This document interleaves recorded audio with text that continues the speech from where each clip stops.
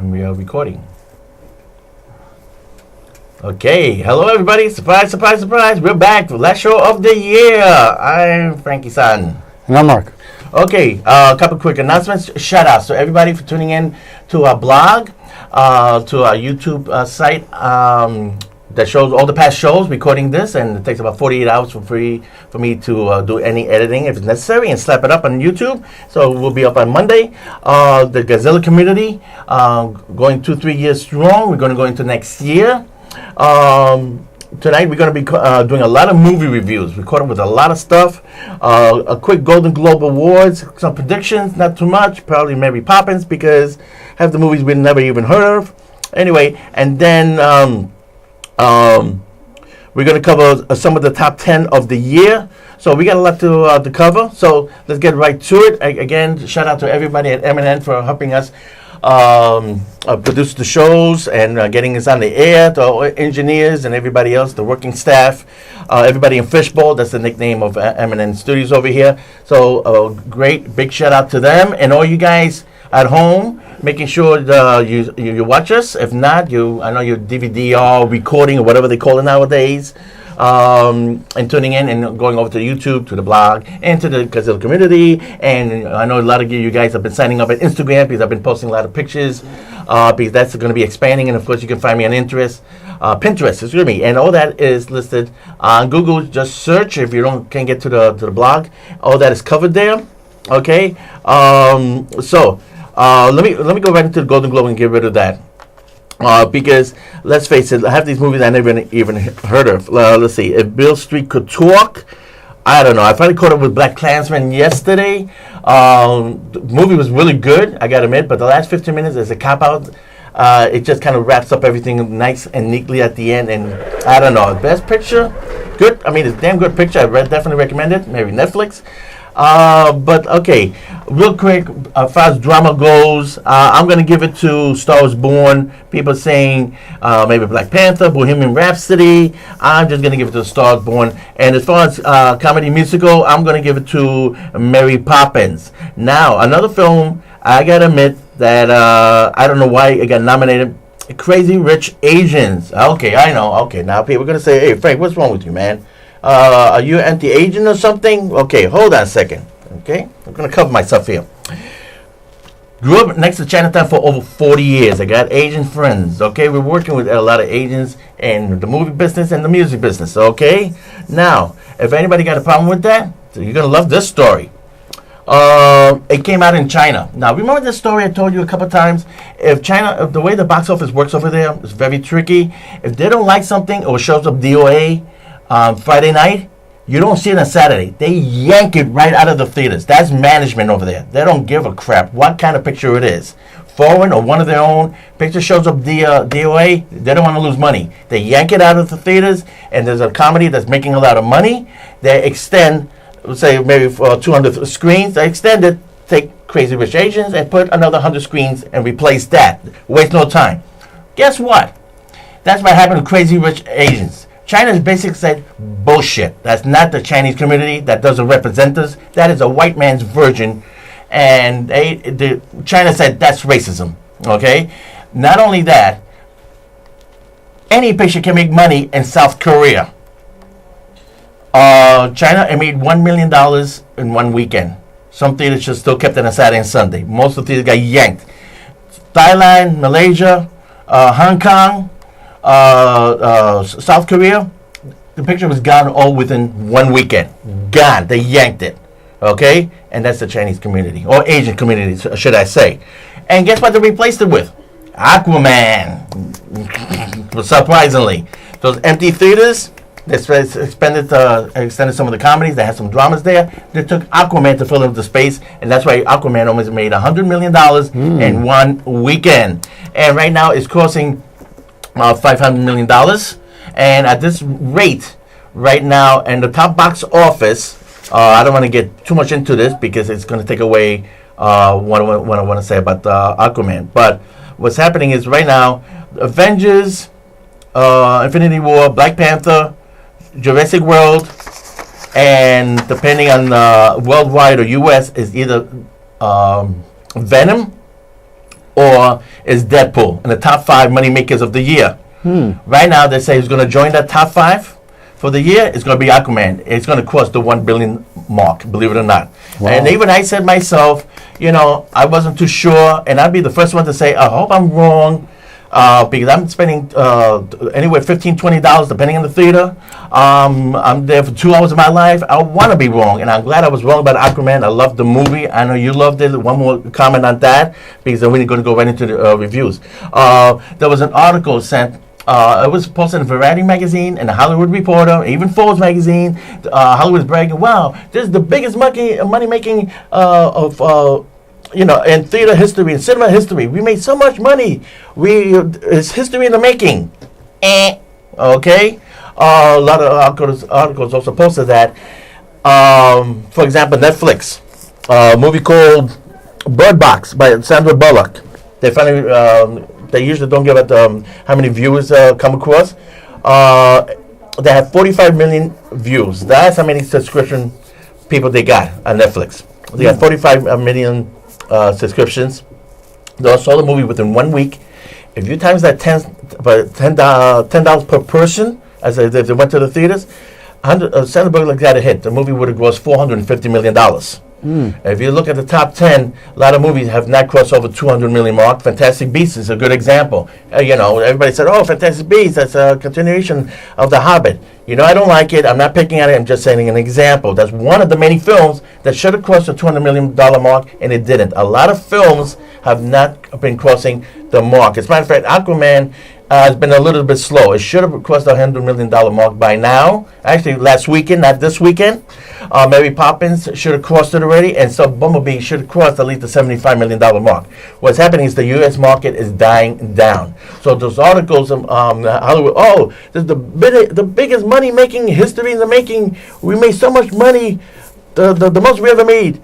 Nah, worldwide, yes, because of markets like Asia, which has Asia, basically China, has made Aquaman over almost $500 million alone.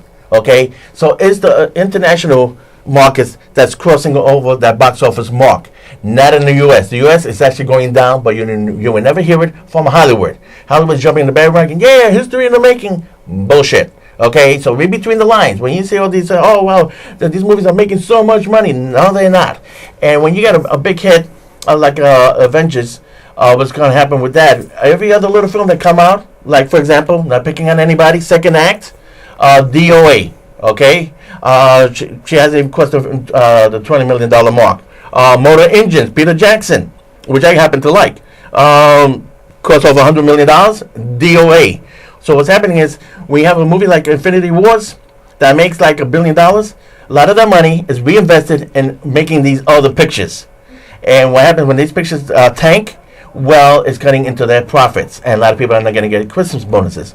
Anyway, so I put those articles out on the blog. If you want to check it out, you want to go in detail, so don't believe the bull crap that Hollywood gives you. Oh, we made so much money. No, you're not. You're actually losing money, okay? So read between the lines. That's for your information about the way Hollywood business goes. So let's get to the fun part. Movie reviews. He's dying to say a bunch of movie reviews. So let's start. Let's start from the beginning of the show. The one picture, I was wrong. I loved it. It was fantastic. I can't wait to see James Wan do Aquaman 2. I hope he does the second picture. He should sign up for the sequel. Of course, was it the character villain, Manta Ray? Black Mantis? Black Manta, something like that? Yeah, Black Mantis. You know, like the Manta Ray? Right. Black Mantis. So that's probably what the second sequel is going to take off. James Wan, what he did, the smartest thing, the movie did not mention anything about the Justice League. It was a stand-alone movie. That's why it worked. They did one mention about when I think it was Mira. She said to Aquaman, "Are you going to call your friends?" Right, a little nudge, wink, yeah. But without mentioning them. Yes, I think that was great. What do you love? First of all, what I love about the movie was the colors. And remember I told you last time, the movie when set piece, action. To the big faux at the end, we had this Godzilla type creature coming out at the end there. We had spoilers. Spoiler, sorry, but should have seen it. But there is a glimpse of that in the trailer, believe it or not. But we'll quick snippet. Right. But I love all the action. I love the colors underneath. I'm definitely going to see this again. This is in my top 5 of the year, and I'm glad I was wrong. If the CG was a little bit weak, maybe they can fix it for the second act. And what do you love about the film? Oh, it was a lot of things I liked. I know that people always say when you hear a review, you're going to start hearing spoilers. So if you don't hear the review, this is a time to cover your ears and say blah blah blah blah. Let me say one thing. Sir. From now on, we try to keep low key. Here's the thing I'm pissed off at, because we're not going to be doing this from the other shows from now on. We keeping it low key, and by Monday, everybody knows that the rabbit died and the butler did it. In the meantime, we posted stuff on Monday and said, I wish you guys were mentioning about this particular scene. I wish you mentioned about that ending, the twist at the end. And so we kind of stuck in the middle here, folks, okay? So we're trying to make some fans happy, but not saying too much. But the other fans that say, what do you really think about that ending? Like, people say, how come you didn't say anything about Wreck-It Ralph? When all those little mini Wreck-It Ralphs turned into one big giant King Kong climbing inside of the building. Do you think that was creepy? No, how come you didn't mention it? Because that's a spoiler. Now the picture's around the corner of DVD, now I can talk about it. But now the movie's old news. So right. we kind of... No one cares. Yeah, so we kind of stuck with that. But I think everybody should have seen Aquaman by now. So there's a spoiler. Right. Oops, daisy. Yeah. So like I was saying before to Frank, how one of the things that I really enjoyed about the movie, it's sort of like they sort of seem that the Aquaman you're seeing is... I said this to myself, and I said this to somebody I went to see with a family member, and I was saying it sort of seems like the Aquaman we're seeing is almost from a different dimension, because this is not the Aquaman we're used to seeing. And somebody, or the way that they came along with Ocean Master, he looked more like the Aquaman that we're used to seeing. So I was saying to Frank and somebody else, I was like, imagine if this is an alternate timeline. If they want to redo the Justice League, you always say this is an alternate timeline because Flash messed up the timeline. If they want to, I heard that they want to do a Flashpoint with the Flash, that they want to do that, the Flashpoint movie. And I was always saying that they could always say that Flash went did some time traveling, so he changed the dynamics of the movie. Like the Aquaman we're seeing is really the Ocean Master, and the Ocean Master we're seeing is really Aquaman. And then in reality, it's like since the whole thing changed, they've changed positions, because Ocean Master is supposed to be a person with dark hair, and Aquaman is supposed to be this blonde person you see that is now represented as the Ocean Master. Spoilers. Well, his brother looked like the Aquaman, right? Yes, that's what I'm saying. Yeah, I'm saying they could always, if they like, they're saying miscast, but that's the thing. No, but this was brilliant that they did that. And I said if they did this, they could always, since they want to reboot the Justice League movie, they could always say that Flash ruined the timeline because he went back in time to like they did in Justice League, where he had to speak to Bruce Wayne. But by him doing that, it altered the timeline. And now the Aquaman you see is probably the Ocean Master. And the Ocean Master is now Aquaman. Right. And that they've actually changed. Yeah. And now they're saying they can't wait to see Aquaman's hand get cut off. Would be hysterical, right? This is what I'm thinking, is if instead of cutting off Aquaman's, Jason Momoa's hand, you cut off the Ocean Master's arm. Because he's really Aquaman. Right. And they switch places. They could do that. That would be brilliant. I'm just saying it'd be like one of those M. Night Shyamalan. It would be a twist. It's like, oh my God. So you're saying that guy in a different timeline was really Aquaman, and this guy who's the Ocean Master is now Aquaman? Yeah, but I don't think they're going to go there, because Jason over here finally got a hit. Here's a B movie that he did a couple years ago. Really didn't go anywhere. It's a kind of a B movie, a lot of plot holes and everything. Stevie Lang is in there playing his father. Stevie Lang from Avatar. And he also played that creepy blind dude, which is, I forget the name of that, which is going to the sequel. He was really good in that horror film. Anyway, so this is a B movie, and he finally got a rut because they're trying to make him into an action hero. He's been around for a lot of years. I'm glad for him that he's got such a big hit with Aquaman. And you know what? I wouldn't mind seeing a movie with just Aquaman and Wonder Woman.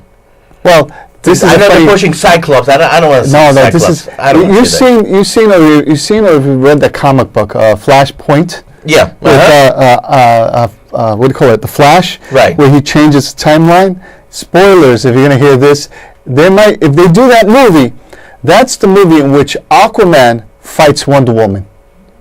So it becomes the people of Atlantis against the people of her tribe, of Wonder Woman's tribe, and that'd be the best.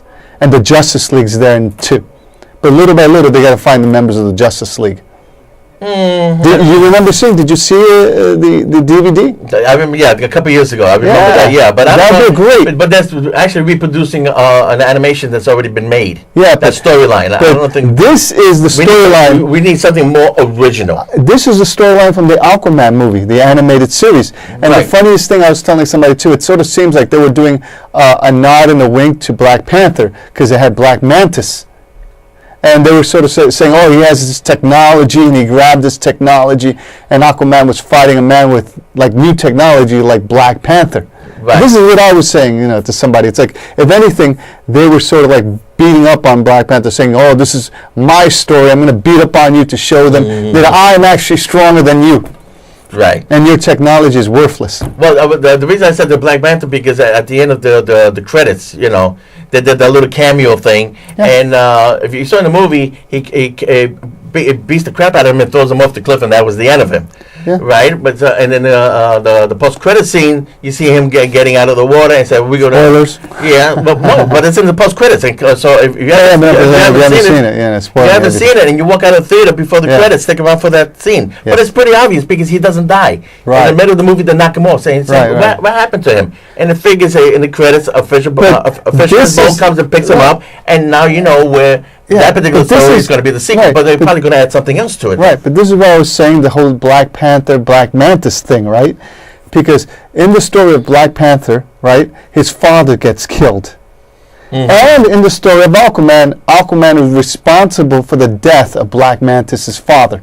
Right. They do that whole sort of saying. That was the beginning of the movie. I know, but I'm saying it sort of seems like they're making a statement about Black Panther and saying, you really stole our story. This is our story. You're reading too much into it. No, because if you see the Black Panther movie, that is the story of the Aquaman movie that was in the Aquaman animated DVD. Right. Have you seen that? Have you seen it? Yeah. But there you go. That is the same dang story. But I said, a lot of these stories are the same. They're coincidence. Don't forget Marvel. No, they're not coincidence. They've always been ripping off each other. No, they rip off each other. That's fine if they rip off each other. They've said it even in YouTube, how a lot of people say, like, these movies seem very similar. Right. Black Panther and Aquaman. And if anything, they want to show you that, hey, this is kind of our story, and you ripped us off, so we're going to beat up on your Black Panther guy, and we're sort of showing him as Black Mantis, and we're sort of kicking his butt. Now, only you got a problem with that storyline. No, I have no problem with the storyline. People on YouTube have said it. 2 shows you've been mentioning this. Well, I've said it for 2 shows because they've mentioned it a lot on YouTube. If you haven't been watching that, then you don't see where they're it doesn't matter to me being brought it up. The rabbit died and the butler did it. Okay. Let's compare Marvel movies real quick. Okay. It's going to join Infinity War. I said Deadpool, Venom, and Black Panther. Those 4 movies. Which is the best one for you? Okay, let me see. We're going to go like the best and worst of top 10. We're going to leave that for the next show. We're running out of time. Well, I would say about Aquaman. Yeah. Which superhero you think really deserves the title for the best superhero movie of the year? Let's put that in. Oh, that's kind of tough. I would put it between Infinity War and Aquaman because Deadpool is a rehash, and to me, I'm sorry to say, Black Panther is sort of a rehash. For me, I'd say this simple. Okay, here we go again, politically incorrect. The most overrated movie is Black Panther. I just didn't get it. Wakanda forever, whatever. I mean, to me, it just, I don't know. It just didn't have that English dude with the James Bond with the car chase scene. I mean, I don't know. I just didn't grasp me. For me, Deadpool was good, except that kid was really annoying. Him being a daddy to the kid, that was annoying. They could have done a lot more with Cable. Infinity War does not do good in repeats. Okay, for me right now, the tie is Aquaman and Venom. Oh yeah, Venom's pretty good. Even though the slicing of Venom was annoying, but again, the same thing with Suicide Squad. There's a great movie in there, but the way it was been chopped up. Because if you look at the standard format, a little bit of filmmaking 101, 30 minutes, boy meets girl, boy loses girl because of villain. Second act, the chase is on. The third act, boy gets girl, kills villain, right? It's a 3-act play, okay? It took 45 minutes to get the Venom. Usually the industry standards, by the end of 30 minutes, he turns into Venom. It took a good 45 minutes. That means there was a lot of intercutting. They know there's about 35 minutes, so I think almost like 40 minutes of Venom that was cut out. So there was a lot of story building. A lot of story building, it was cut out, and they still took 45 minutes to get the Venom. Yeah, but once they get the Venom, though, the movie was a blast, though. Yeah, a lot of people complain because they said they don't understand how the other symbionts, it takes them so long to get on a plane to get to San Francisco to find the other symbionts. Yeah. And that they just do so much time storing and building on that. Yeah, there's a whole big scene about San Francisco, and they cut that whole sequence out of a good 5-10 minutes with the sequence. But anyway, okay, how much time we got? 10 minutes? We have 7 minutes. 7 minutes. Okay, we've seen a lot of movies, so let's get right to it. Motor Engines, Mad Max meets Howling Moving Castle for your anime fans, meets Dark City. Remember that one with Donald Sutherland? No, Kiefer Sutherland, excuse me. And what else? Everything is in there, including I Am Your Father. Yes, even so from Empire Strikes Back. And at the very end, they got to go Return of the Jedi, where the Falcon has got to go deep inside the Death Star and they blow up the reactor. Exact same scene, okay? Mm-hmm. But I still give it a 3 out of 5 because it's the imagination of Peter Jackson. Even though there's hardly nothing original, a lot of action, and just a big idea about these moving cities on wheels. They tell you the concept. People said they don't explain that. Yes, they do. It's in the movie. I won't spoil it for you. I definitely recommend Netflix on a rainy day. 2 for Tuesday. The other one would be, real quick, The Mule, Clint Eastwood. Very simple. If you like Gran Torino, you haven't seen Gran Torino, it plays out very slow. See Gran Torino, then see The Mule. Now, if you saw Gran Torino, you don't like it, you're not going to like The Mule. Simple as that. Okay? It's a story about a 90-year-old guy who's drug trafficking and finally gets caught at the end. Okay, it's a very simple story. Clint Eastwood, I never see him smile so much in my life. If you saw the movie, you know I'm not bullshitting. Okay? Because he smiles all over the place. He never does that. Okay? But I definitely recommend it. Another 3 out of 5. Bumble Bee, I liked it. It was just disappointing. A little bit too late. Okay, Mary Poppins, she's going to get the Golden Globe Awards. Best Picture, Best Musical, Best Actress, blah, blah, giving it, because I don't know what the hell is going on with the Golden Globes. So is she a better singer than Julie Andrews? Not quite. Not quite. But she still carries it. She still pulls it off. I think she's a great actress. And don't forget, she did sci-fi kick-ass action movie with Tom Cruise. No, but I'm just talking about... She did Howard, Quiet Place, and now she can do a musical comedy and sing. Nobody can be Julie Andrews. And that's why... Right, that's what I'm saying. It's Julie Andrews. Yeah. Nobody. I just don't understand why they remade it if they can't find somebody as good as Julie Andrews. It's a franchise. I guess they just want going. It's a franchise. Okay, fine. Okay. Everybody agrees Sean Connery is the best James Bond, right? Hands down, right? Right. And how many more James Bond do we have? And how many more are we going to get after Daniel Craig? I can't wait till he leaves. Okay, so see right there. So that's a franchise, but not. Well, Mary Poppins is not a franchise. It's a franchise, yes. Because it's like they try to do that with the Wizard of Oz. There's 4 or 5 books. Right, with the Wizard of Oz, too. They did two movies, and they didn't make it good. There you go. You can only do it one and done. Well, I don't know. I think it's a swan song. Okay. Bumble Bee? Okay, go ahead. You got your 4 or 5. You said I saw Bumble Bee and Holmes and Watson. I guess a lot of people weren't happy with Holmes and Watson. They thought it was too much what? Too much like a Will Ferrell movie? I didn't get it. It's like, I didn't like the movie. It wasn't funny. It's like, it's a Will Ferrell movie. You know we're coming in. Right. Don't come into a Will Ferrell movie and saying you don't like it because it's a Will Ferrell movie. That's pretty stupid. Yeah. It's like going to an Adam Sandler film and saying you don't like it because it's an Adam Sandler film, and you know who Adam Sandler is. Or like going to a diner that's like I was saying before, that gives lousy food and you keep going because you think you're going to get a good burger. Yeah. You were warned when you walked in. Yeah, it's sort of like they have a disclaimer. This is a Will Ferrell movie. What do you expect, dummy? Right. And on Bumblebee was pretty good. You've seen it too, right? Right. But to me, it's sort of like they're trying to do that issue, like they're trying to do John Hughes and superhero film, and it doesn't work because they try to do John Hughes teenage angst for the teenagers, but teenage. I'm sorry to say, girls, but they're not coming to see superhero films. This is not their genre. They don't care, but they still do it. They put it in. Bumblebee was supposed to be a kids movie because it plays for kids. It's not even for adults. It's not even teenagers. Teenagers don't care, but it's for kids. And kids are there. I went to audience, mostly kids, and they're looking at it like, what's this nonsense with this teenage girl and her angst? Right. They don't get it. It's like trying to be John Hughes. It's like The Breakfast Club meets 16 Candles. All of John Hughes. Yeah, because they're trying to. It's sort of like Spider-Man, Homecoming did the same exact thing, and people were like weirded out. It's like, get rid of this stuff. Because they're playing to the people our age who saw Transformers as an animation cartoon on Channel 2 or 4 Saturday mornings. Yes. And we also grew up with all those 16 Candles and Breakfast Club. We all grew up with that stuff. So the movie takes place in the 80s because it's a Volkswagen. Right. And so they're playing to that audience.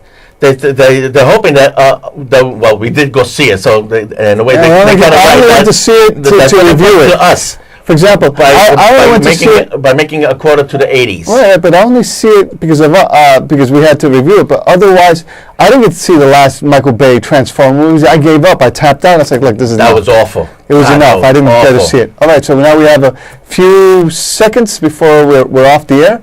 Well, basically, we'll see you next year, which will be about 2 weeks. We want to thank everybody for tuning in.